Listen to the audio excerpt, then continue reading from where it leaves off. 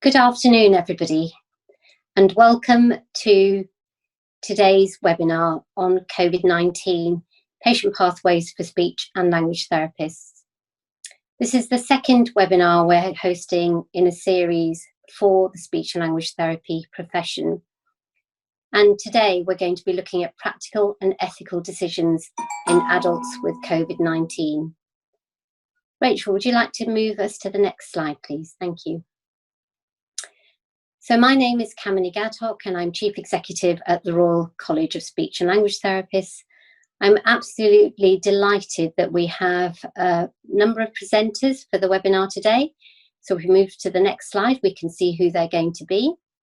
So today with us, we have Caroline, who is Caroline Ewers, who's Specialist Speech and Language Therapist at Sunderland Royal Hospital.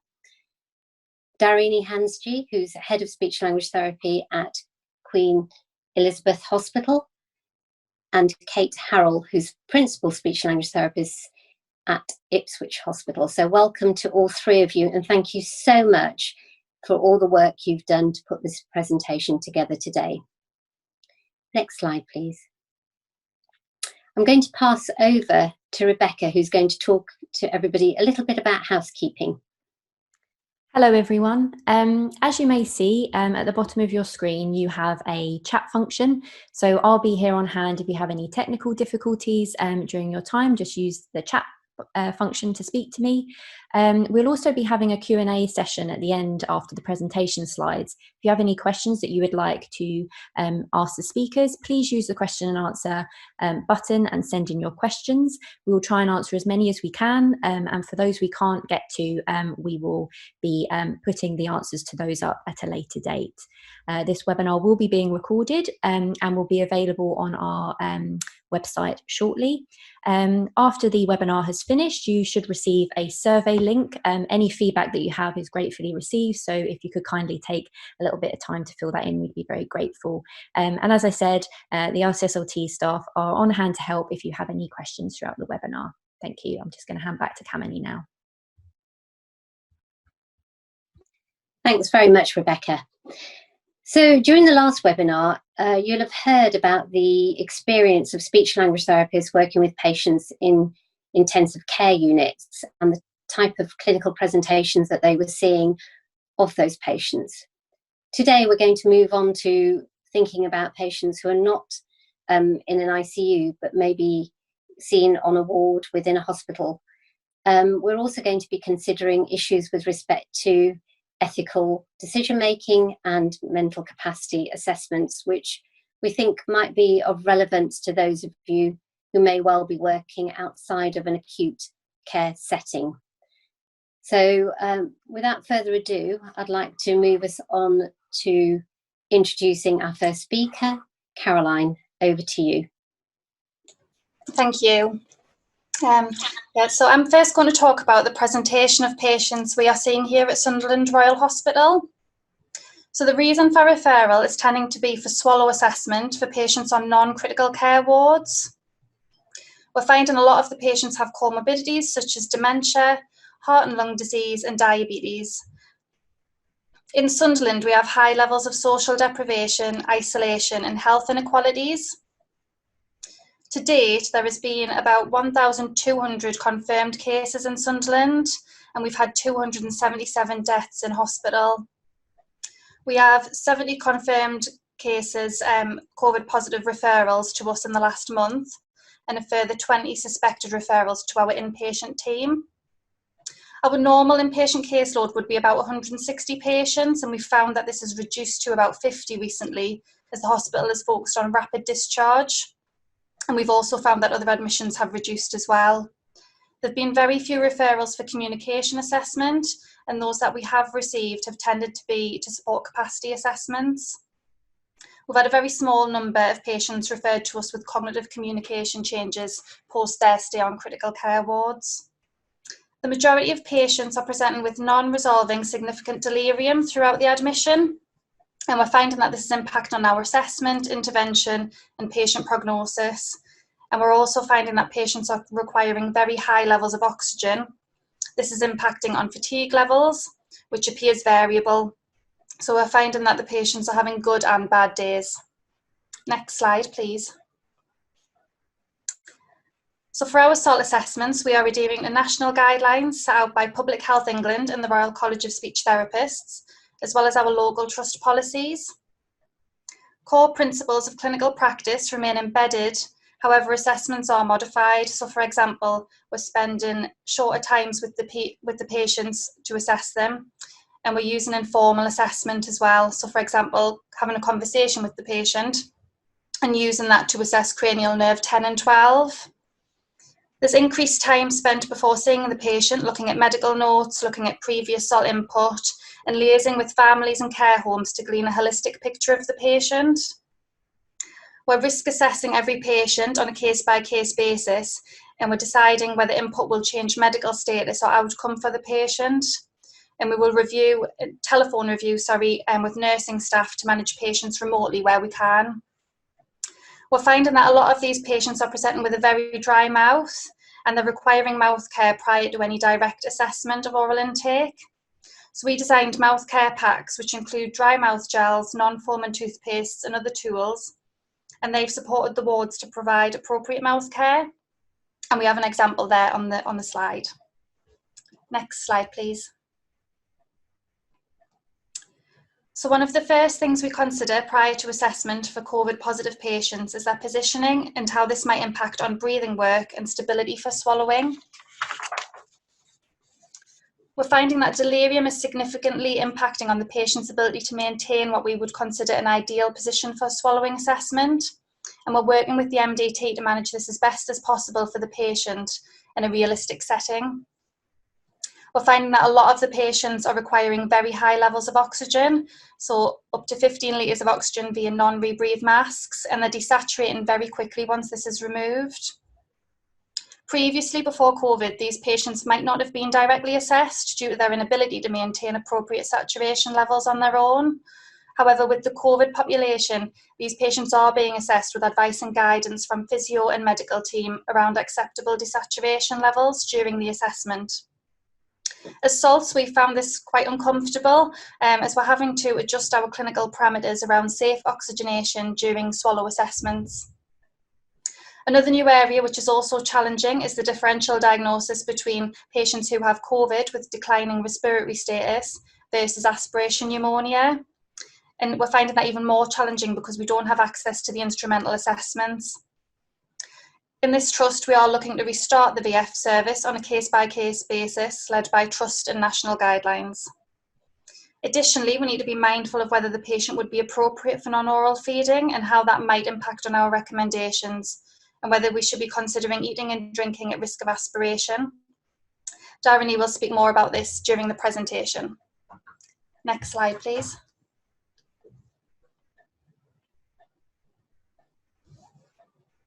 So despite high levels of uncertainty and anxiety when we were initially faced with managing patients with COVID in acute care, we've learned that we do have the existing knowledge and skills to manage these patients appropriately. We are trained to develop the hypothesis around a patient's swallow function and management from our bedside assessments.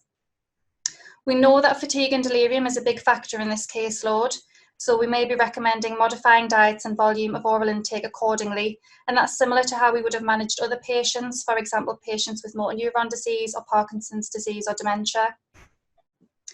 So far, we've found that patients referred to our service have not required any specific dysphagia therapy, and we feel that's because they've either improved rapidly or they've deteriorated, needing end-of-life care. In those instances, we've been involved with decision-making for the most comfortable swallowing recommendations, with the patient and the families involved as much as possible. Next slide, please. So as SALTs, we're always considering ethical frameworks to support our decision-making as part of an MDT with the patient at the centre.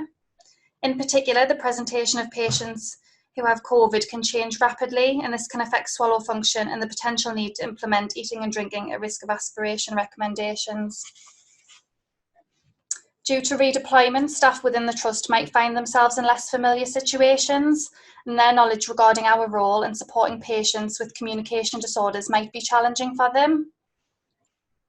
We're involving patients' families differently due to visiting restrictions here, and we've had success with telehealth on the ward to facilitate decision-making and communication, as well as increasing telephone contact to relatives and care homes in the community to inform them about patients' swallowing and communication prognosis.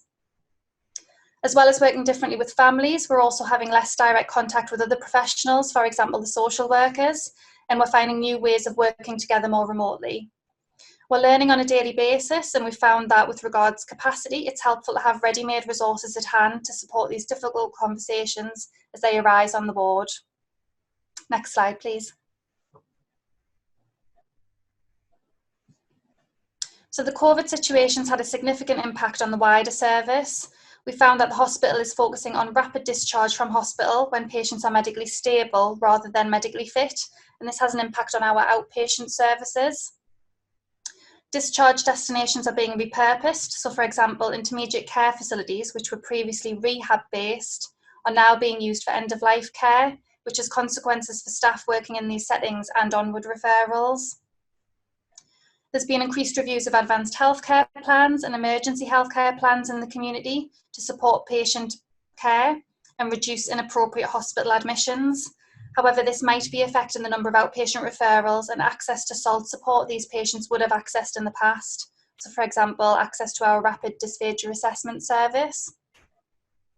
Our SALT community patients are accessing us differently as well, and we're adapting our services to continue to meet the needs of our patients.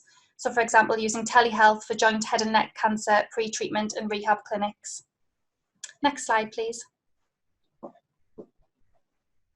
So I will now talk about a case to help put the considerations we have discussed into practice. So we had a patient who was admitted. He was 89 years old, previously self-caring and lived in his own home. He had no neurological history or previous dysphagia, but he did have a range of comorbidities, including hypertension, heart failure, and lung disease. He was admitted with COVID-related pneumonia, and he'd been very anxious due to coughing on fluids. He'd reported very poor appetite and preference for smooth desserts, such as custard and ice cream, and he was also complaining of a very dry mouth. There'd been difficulties weaning down his oxygen. He was saturating at 92 on a 40% Venturi mask.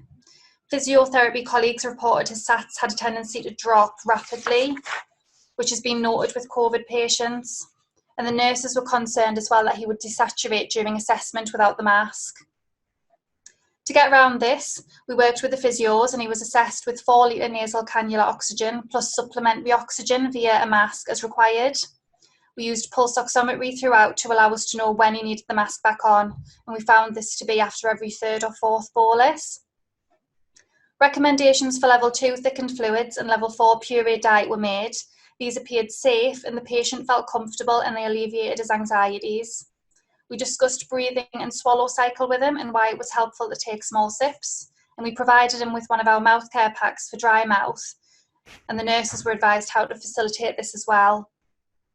We worked collaboratively with the MDT to manage his case, so we referred him onwards to dietetics to encourage a little and often approach to eating and drinking, in addition to appropriate supplements.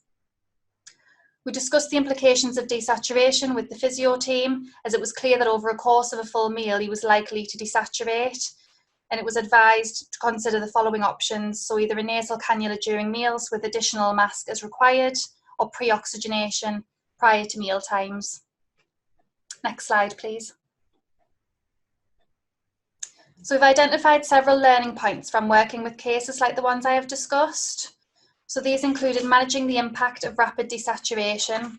So oxygen levels dropping can be frightening and uncomfortable for patients, and it leads to anxiety for us as SALT, especially for those of us who might not be used to working on respiratory medicine or working with a different caseload to usual.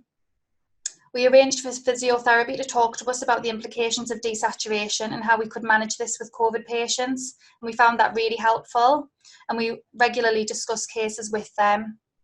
Using pulse oximetry and keeping SATs within an advised range has helped us to feel more confident when carrying out assessments. With COVID, patients can desaturate without actually appearing breathless. Therefore, managing this during meal times is something that SALTs may need to consider as part of a management with support from physio and our medical colleagues. As many of our patients with COVID are coughing at baseline already, it can be difficult to determine whether coughs during assessment are related to eating and drinking difficulties or COVID.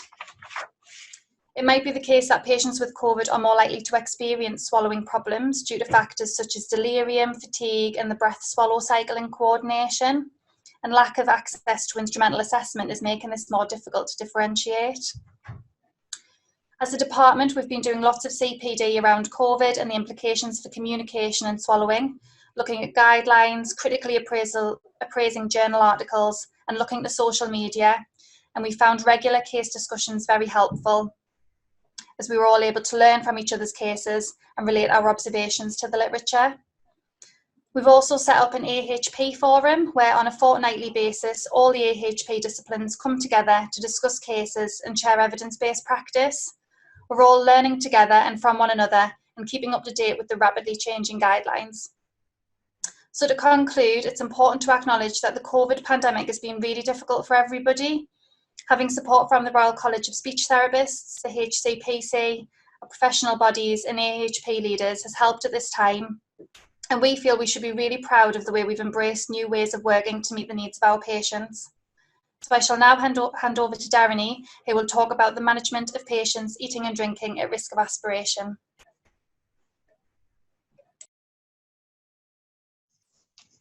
Good afternoon, everyone.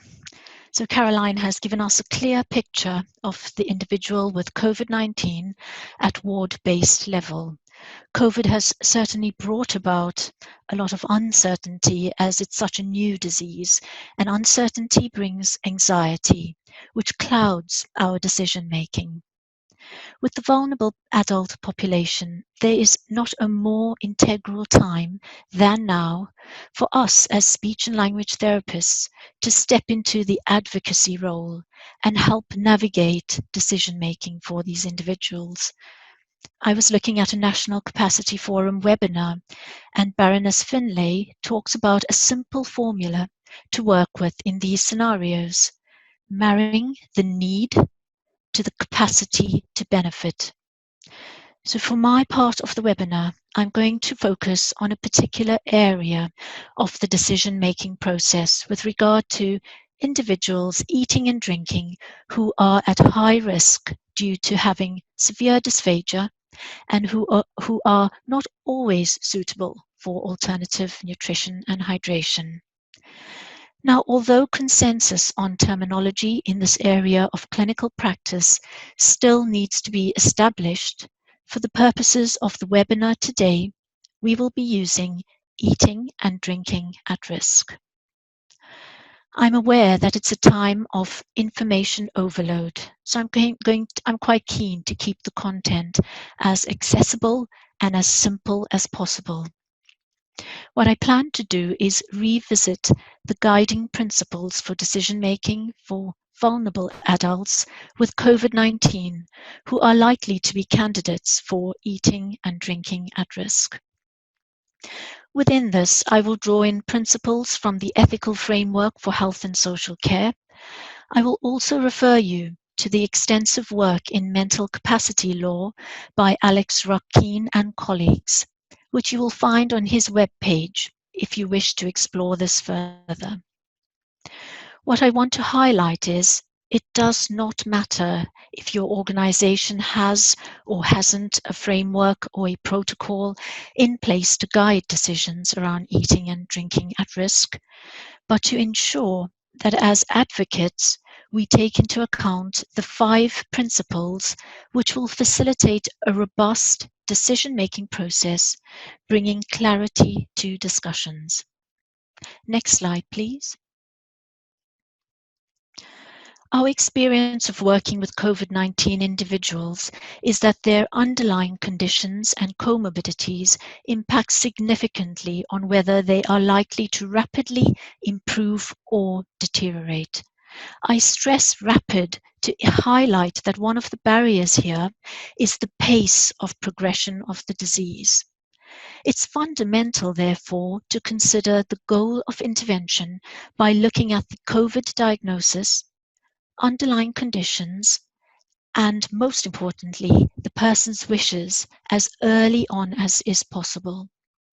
This will guide clinicians on whether to take a comfort, quality of life approach or active medicalization, opting for alternative nutrition and hydration.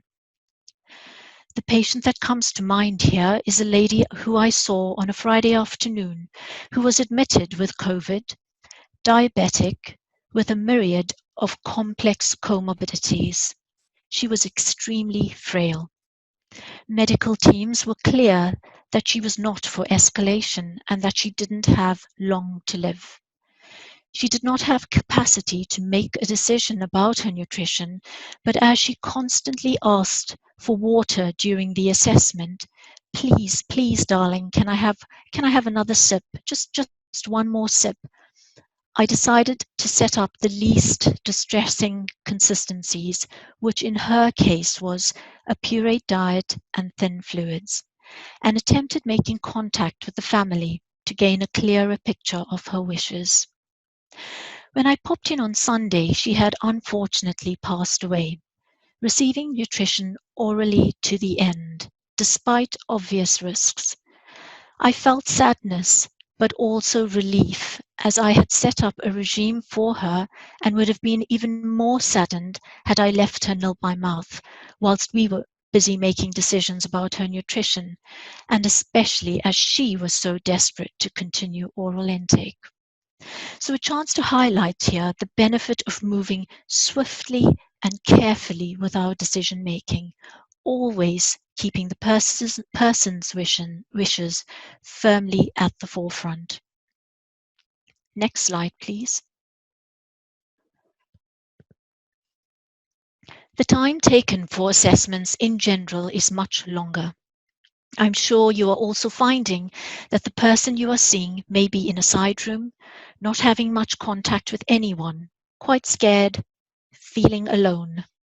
For someone who's confused, how strange would it be to see people masked and gloved up?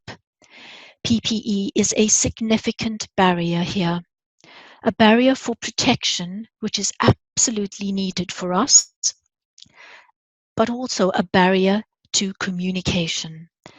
Here's a poster from Imperial College NHS Trust, which is a good reminder on the impact of body language, posture, and indeed our eyes in providing kindness and comfort. Next slide, please. With mental capacity, there should always be the assumption that the person's decision-making ability is intact. If there is any evidence to suggest a person has difficulty making a decision, mental capacity assessments should be conducted. It is the assessor's responsibility to demonstrate incapacity. We must be able to account for how decisions are being made.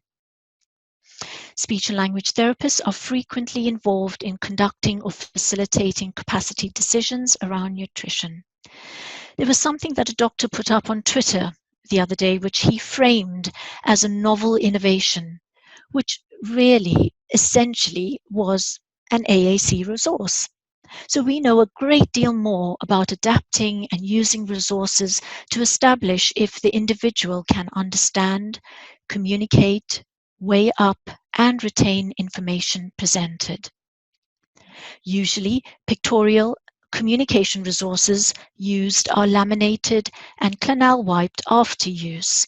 But within the current climate of preventing the spread of the virus, it is even more pertinent that cleaning processes are strictly adhered to.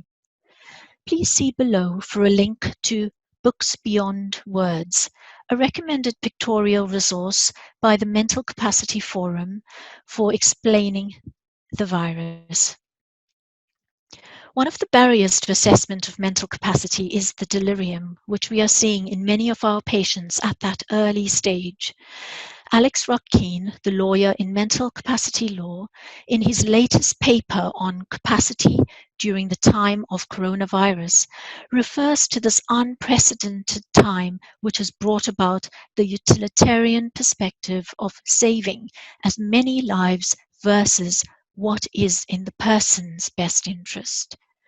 one of the principles discussed in the ethical framework for health and social care is that of respect. It is every individual's basic human right to be included in decisions about their care.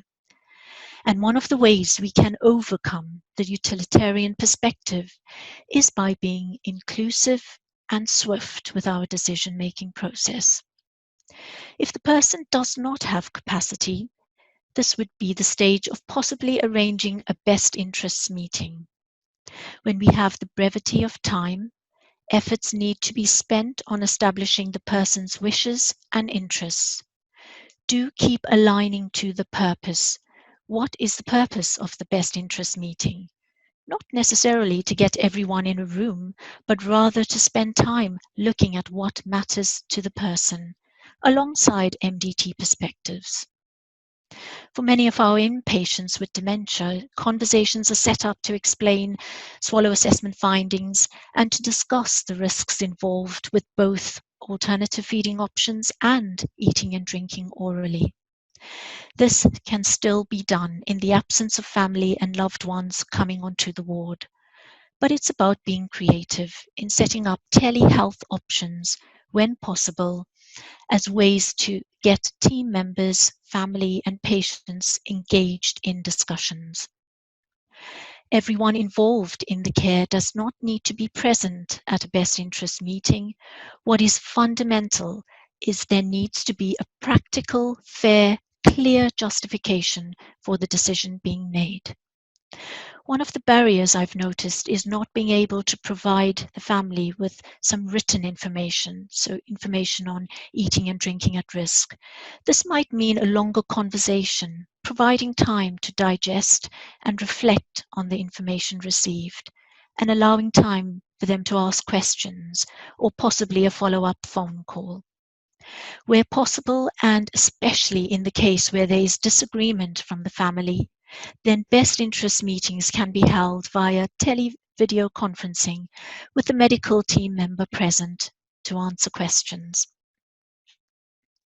Next slide, please.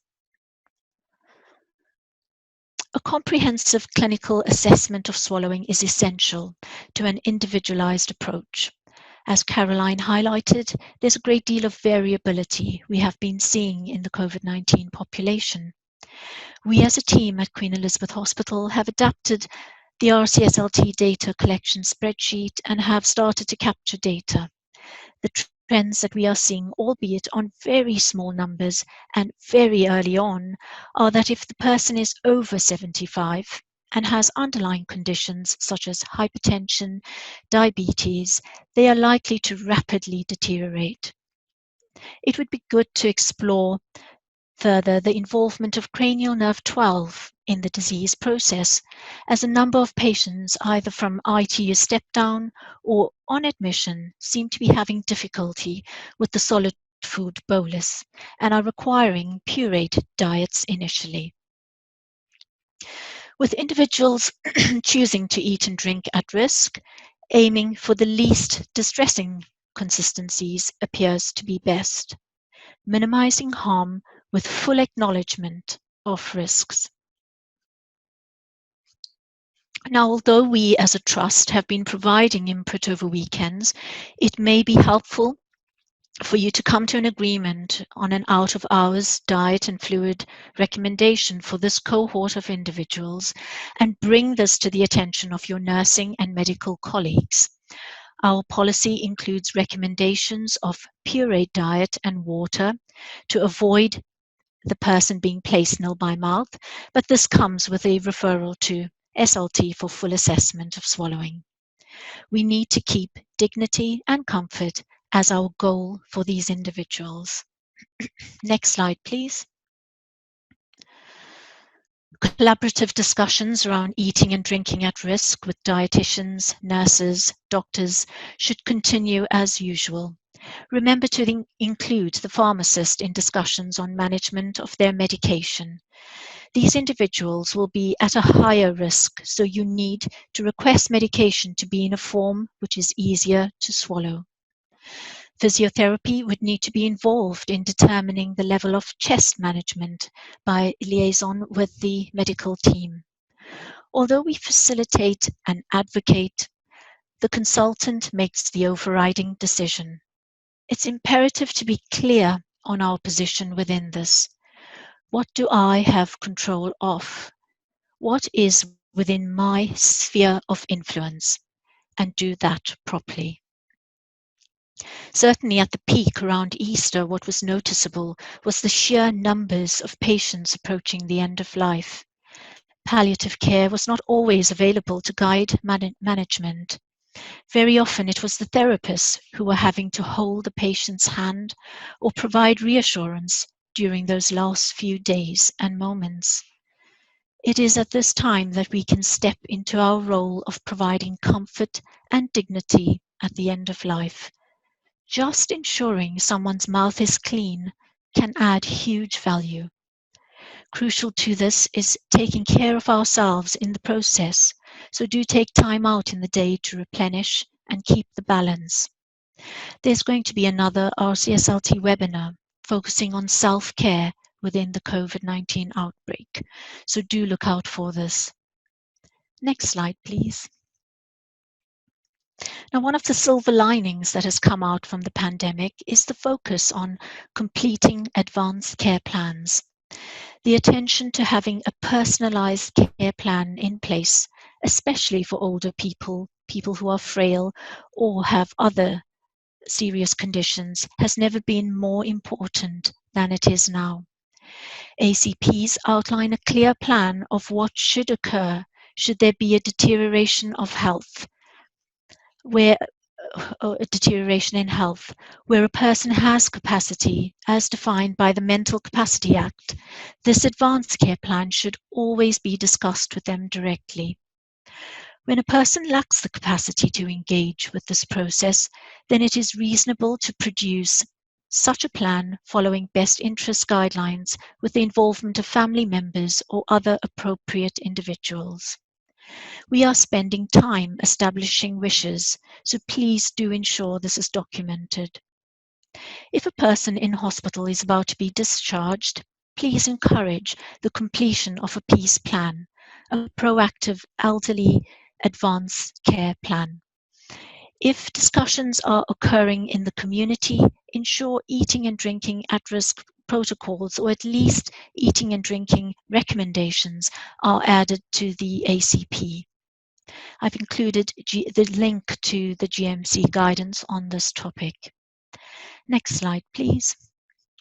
Oh, I think we're actually nearing the end. So I'm going to just, if we can, I'm just going to say if we can just keep these guiding principles in mind for individuals eating and drinking at risk, we will be bringing organization to the decision-making process. Aside from this clinical area, there are of course a number of other ethical decisions to be made during this time. And I'm now going to hand over to Kate, who will be discussing a notable framework you could employ to support decision-making in other contexts. Thank you, Dharinee, for talking through the challenges and approaches we can take to support those that are eating and drinking at risk. I shall now talk about using an ethical framework to support decision-making. And just to give you some background, I have previously been a member of a clinical ethics committee, which has led to my contribution on this webinar today. So this is an unprecedented situation for SLT services. We are needing to be agile in our thinking, as what is relevant and appropriate one day can feel outdated the next. However, the clinical judgments we are required to make are not necessarily different from usual practice. As we have discussed throughout this webinar today, we are fundamentally speech and language therapists with core skills to manage acquired communication and swallowing disorders. However, there are some additional considerations that we would not usually encounter, and the weight of consideration of risk versus safety, for example, may be balanced in a different way during this pandemic. Next slide, please. So these are just a handful of questions and thoughts that I know many of us will have or continue to wrestle with as we navigate through this uncertain time. this list is certainly not exhaustive, and not all services or individuals will be affected by these dilemmas and questions to the same extent. Some of these questions require guidance to inform us, but others require our own clinical judgment, influenced by localised policy and practices. Next slide, please.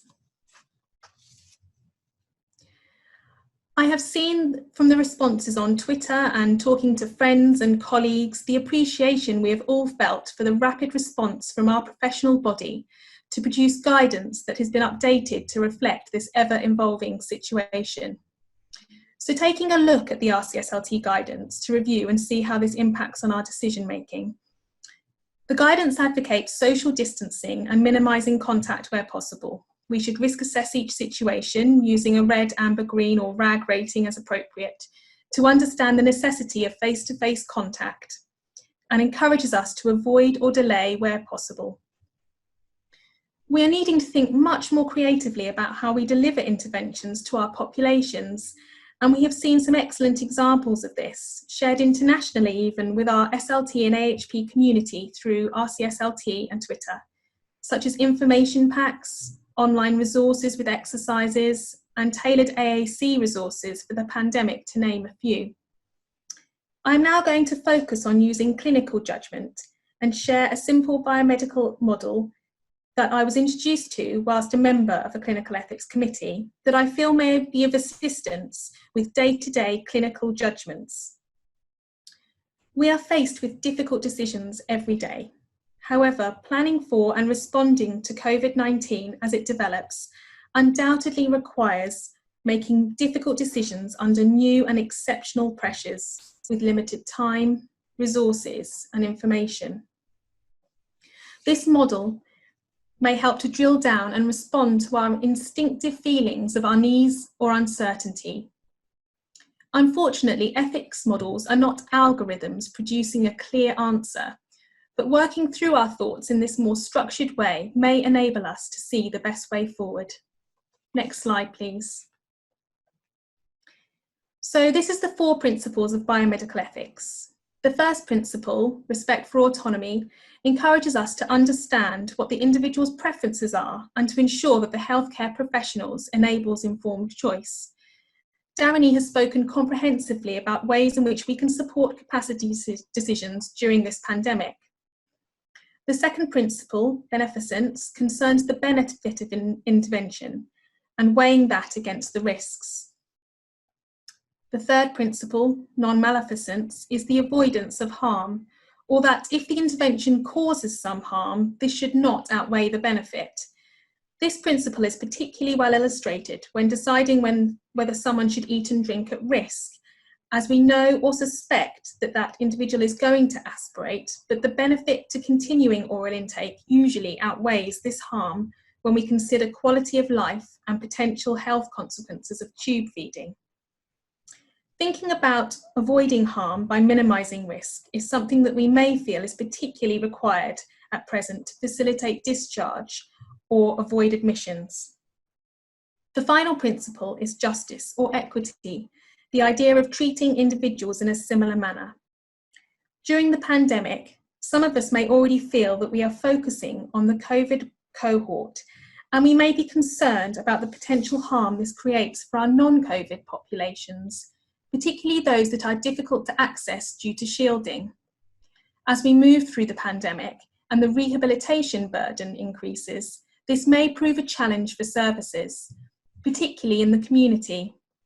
However, the pandemic is also opening the doors to perhaps better access to our service in the future through the use of telehealth, for example. I'm now going to take a clinical question that may present itself on any given day and show how this model could be used as a checklist in our minds to focus our thoughts when we feel uncertain or challenged. Next slide, please. So a member of my team discussed a case with me last week, and I'm going to use this as a basis to use the framework to discuss the issues facing us when making clinical decisions with this patient group and during the pandemic. So this was an individual with COVID-19 who'd been stepped down from CCU. He had been intubated for a prolonged period and had post-extubation dysphagia and dysphonia. In addition to this, fluctuating delirium with potential cognitive issues, and he was requiring oxygen and was breathless and fatigued. As we've heard from Caroline, these presentations are very familiar in this group of patients. Our assessment showed a need for modification of fluids and food.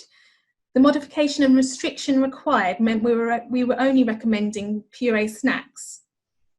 We had noted variability in presentation and an ability to manage. He had an NG tube, but this had come out and the staff on the wards were keen for us to progress diet to prevent the need for further NG reinsertion. Next slide, please.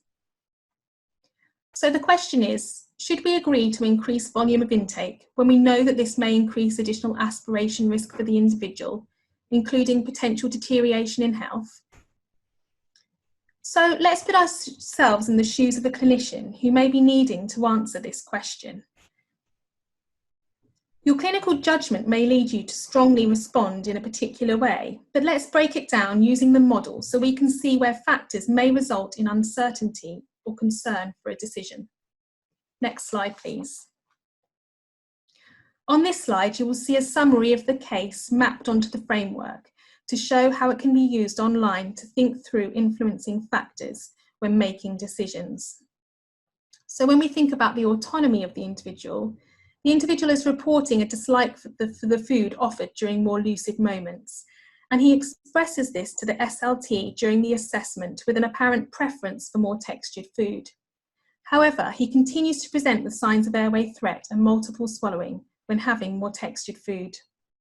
At the point of this assessment and decision, there was not sufficient evidence of capacity due to difficulties weighing up information due to the fluctuating delirium, the potential cognitive issues, and that English is a second language. We tried using language line, which was more challenging than usual, and we knew from staff his family was struggling, not being able to see him, and therefore they struggled to be able to input into decision making. So whilst the individual was able to express a desire, he was not able to weigh up risks and benefits, and therefore we are working in the arena of best interests and needing to follow due process related to that.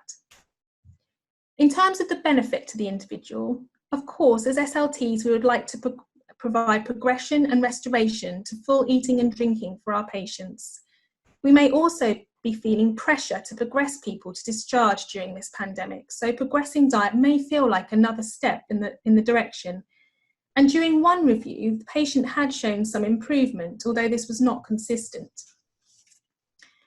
If foods he is more interested in eating are offered, perhaps intake and nutritional status would improve, although this is, as we know in reality, not guaranteed. Much of the desire by the team to progress volume of intake in particular has been driven by the MDT rather than the individual. In terms of prevention of harm, to agree to increase intake and textured diet would be introducing an acknowledgement of risk of aspiration given our assessment findings. This would require due process with regards to our protocols around introducing eating and drinking at risk. Allowing the introduction of increased volume of food could avoid the need for an NG if the weakness and fatigue does not prevent the patient being able to take sufficient amounts. NG insertions are often difficult in individuals with delirium, and the delirium literature suggests minimising invasive procedures where possible. Now, taking the thoughts around the NG into thinking about justice, I've seen discussions around the country in relation to the use of PPE to insert NGs, and I am aware many of our nursing colleagues are struggling with whether this requires full PPE or not, in a similar way that some SLT services are in relation to swallowing assessments, due to Public Health England not clearly indicating them within the AGP list. Some SLTs have reported reluctance from wards to give masks or gowns, or cases where therapists have had to hunt down from other areas the necessary equipment to conduct assessments. This is challenging and can lead to moral distress of staff. A nurse was advised not to wear full PPE for an NG insertion, and whilst her team encouraged her to wear full PPE regardless, she said, "How can I lead my team in all good conscience, asking them to trust in what our hospital is telling them when I do not follow that advice. Circumstances like this can place additional burden on staff, and in this instance, the speech and language therapist to perhaps sway towards oral intake and avoidance of NG reinsertion, even when they believe it might not be in the patient's best interests given their swallow presentation. And one last point to make here about equity and justice. Whilst COVID-19 is new to us, sharing information with others like this webinar today, we are able to see common presentations like those shared by Caroline and echoed by Dharinee, and be more sure in our decisions based on what we know. In this scenario, good collaborative MDT working is needed. The SLT needs to share their clinical findings and, supported by what we know about COVID-19, such as risk of deterioration and variability, be clear that increasing intake further could cause harm and is likely to outweigh the potential benefit at this time. It may be possible that other solutions are found through, for example, supplements to support nutrition whilst awaiting further recovery. Or can we join in advocating for colleagues to feel adequately protected when performing procedures? Continued attempts to inform and involve the patient in these decisions should be ongoing. Next slide, please. So just to bring this to some conclusion, planning and responding to COVID-19 as it develops is requiring us to make difficult decisions under new and exceptional pressures with limited time, resources and information. However, we do have fundamental skills as speech and language therapists to respond to this pandemic. Since the initial planning and preparation stages, where anxieties were high as we faced this unknown, we have come together to share our experiences and have been reassured to find similarities in presentation that has enabled us to harmonise our approaches to assessment and management. Decision-making should be made with inclusivity and respect, keeping the person's wishes firmly at the forefront, particularly for our most vulnerable populations as they approach the end of life. And whilst it's not possible to encapsulate every ethical issue SLTs could face during the pandemic, by providing these tools to organise our thoughts, we hope it helps to see a way forward when facing with your own clinical challenging decisions. We also feel that, whilst this has no doubt been a challenging time for us all, the amount of learning in such a short space of time, the ability to unlock previously challenging options for service delivery, such as telehealth, and the more open discussions around advanced care planning has afforded us an important silver lining through the challenges we have faced. I'm now passing back to Kamini for the question and answer session. Thank you so much to Caroline, Dharinee and Kate for their fantastic presentations. We've had a number of questions, some of which are quite detailed, so I'm not going to ask those of you now, but we can have a look at responding after the webinar. One of them is around delirium, and when you see non-resolving delirium, are you also seeing this early on in the COVID diagnosis? I think that's to do with some of the treatment, is that right? I don't know who'd like to answer that around delirium. Dharinee, are you able to answer that? My experience so far has been that it is, if the question is at what stage are we seeing it, I would say that it is quite early on. So we are seeing the delirium quite early on, and therefore, and difficult to know or tease out whether this is, if it's a person with dementia, whether it is their existing condition due to their dementia or whether it's due to COVID. So just in the very limited time that we've had dealing with COVID patients. Caroline, I wondered whether you might have anything more to add, because you were talking a lot about seeing delirium coming up. Yeah, no, I'd agree with what you've said there. So we're seeing it very early on from admission, and it's not tending to resolve throughout that admission. And again, it's difficult to tease out, but working with medical team and patients' families, care homes to work out what might be baseline and what might be new. But yeah, very, very early on with these patients from what we've seen here at Sunderland. And I think from those who are stepping down from CCU, I mean, we're definitely seeing it, and that from there as well. You know, being in critical care for prolonged periods of time, like many of these individuals are, mean that, you know, the delirium, we know that delirium, critical care delirium, is something which is very common anyway, and let alone in this kind of situation where it's exacerbated further by, you know, very prolonged stays on critical care. Thank you.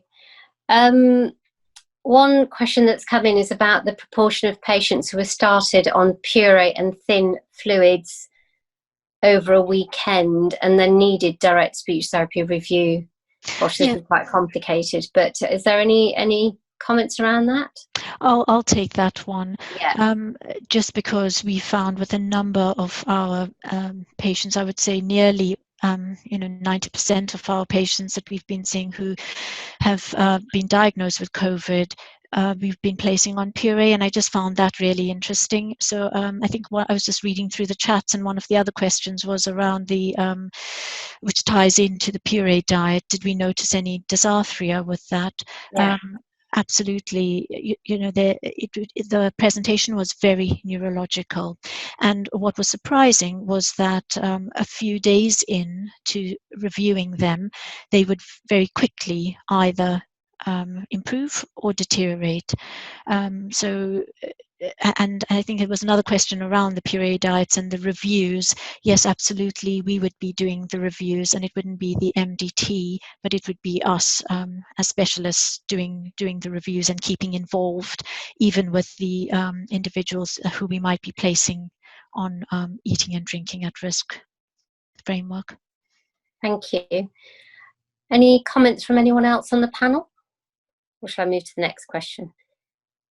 Okay, so I'll move to the next question. So there's one here about if any of you have seen people with learning disabilities and pre-existing dysphagia who have COVID-19, and if you have, what the insights are into the presentation of that population.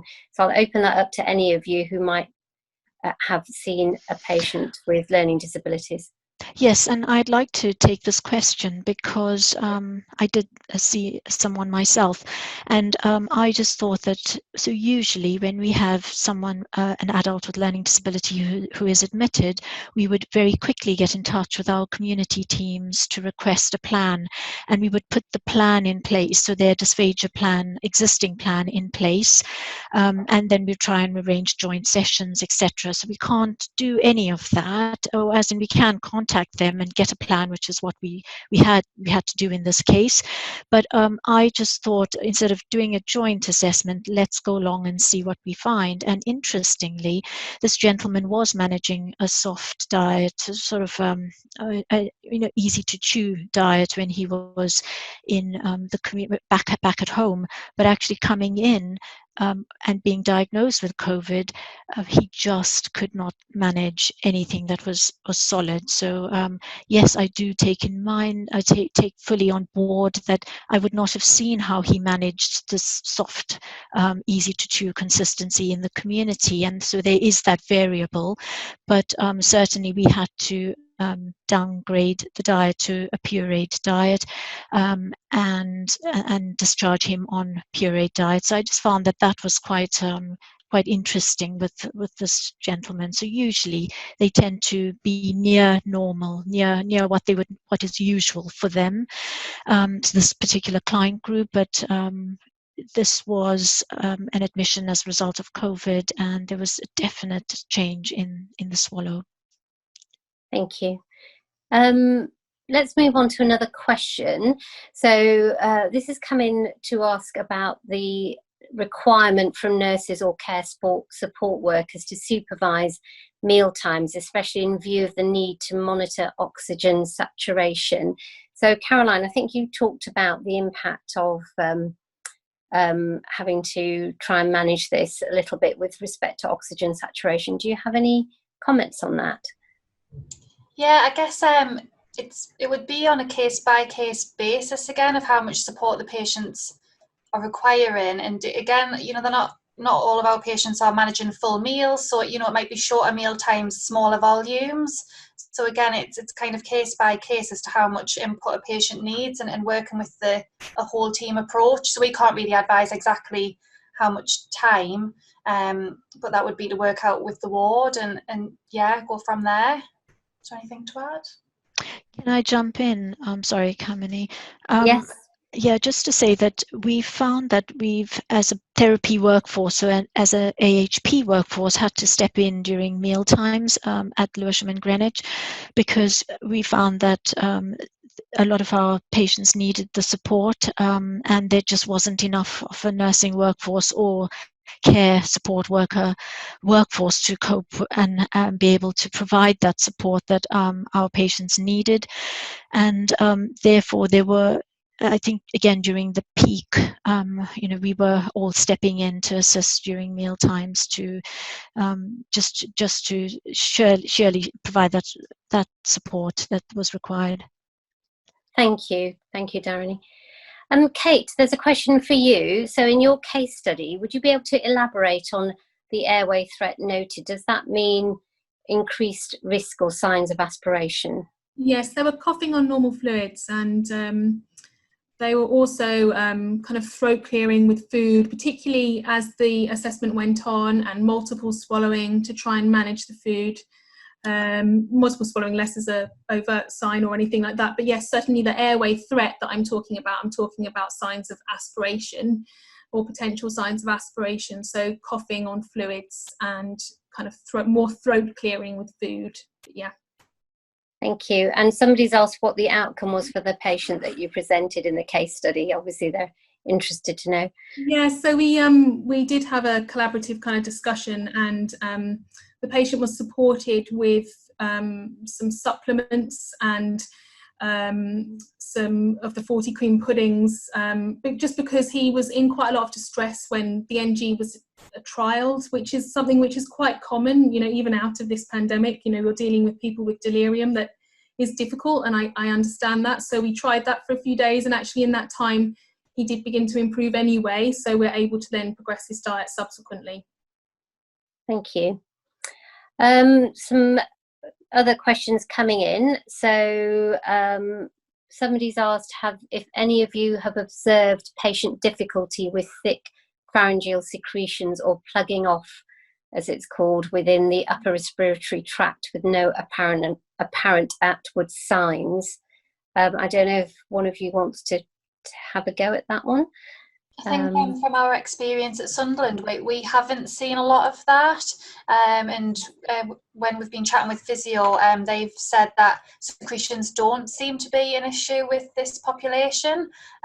So yeah, that's our experience here. I'm not sure what other people's experience is. The only other experience that we've had is more with the tracheostomy population, where we had somebody who did have quite thick secretions, and so we're having to encourage nursing staff who weren't necessarily as familiar with tracheostomies as we normally come to expect, because we are seeing quite a number of tracheostomies coming through, just to make sure they kind of remove the inner cannula and clean that. But it was more related to the tracheostomy population than those without. Thank you. Let's just see, we've got a few questions around early signs. There's somebody who's working in a residential home, and they've asked about I'm just finding it, sorry, whether there's if the cranial nerve 12 impairments are also seen early on, because they're trying to get a picture of COVID patients at an early stage.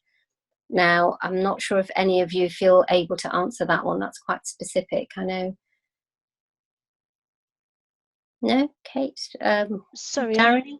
I'm trying to understand what the question is. So she's asked if cranial nerve 12 impairments are also seen early on. Certainly, we've been seeing, we've been suspecting involvement of cranial nerve 12, and as I said, that was attributed to placing patients on pureed diets, which and presenting very neurologically, slightly dysarthric speech. But it's difficult to say at discharge level in residential homes, because very often those that are well enough to be discharged are getting up to, or the patients that we've been seeing are getting up to a near normal diet or a soft and bite-sized diet. So I think it's just about watching and waiting to see how this progresses. Thank you very much. Yes. Right, can I just add as well? So in our hospital as well, like when we've been assessing those nerves, we're finding that the patients are presenting kind of like dementia patients, very, very delirious, and they're just very fatigued as well. So orally, it's very difficult for them to chew any solid bolus. So there's those factors as well. Thank you very much. I think we've come to the end, I think, of the questions. We've had quite a few very detailed questions, which I think would be very hard to read out and for you to follow and then answer. So I think we will pick those up after this webinar today. So I just want to, again, say a huge thank you to Caroline, Dharinee and Kate for all the work you've done in pulling together your presentations for today. And I think, as we've all heard, we're very much on a learning journey, and it's great to see the level of collaboration and sharing. We're planning to continue this path of sharing what we're hearing and understanding from working with these patients, and also looking to see how we can support all of you. And as was mentioned, we will be having a webinar about supporting members in terms of your own health and well-being. So just to let you know that we are going to have another webinar coming up, which will be starting to look at patient pathways. So thanks very much to all of you, as I said, and just to let you know that we're hoping that the recording for this webinar will be up on our website by the end of the week, so by Friday, and we hope that we see you again very soon. But just again, a very big thank you to our presenters. You've been fantastic, so I'll just clap you on behalf of everyone else, so thank you. Okay, and we hope to see you all again. Thanks. Goodbye.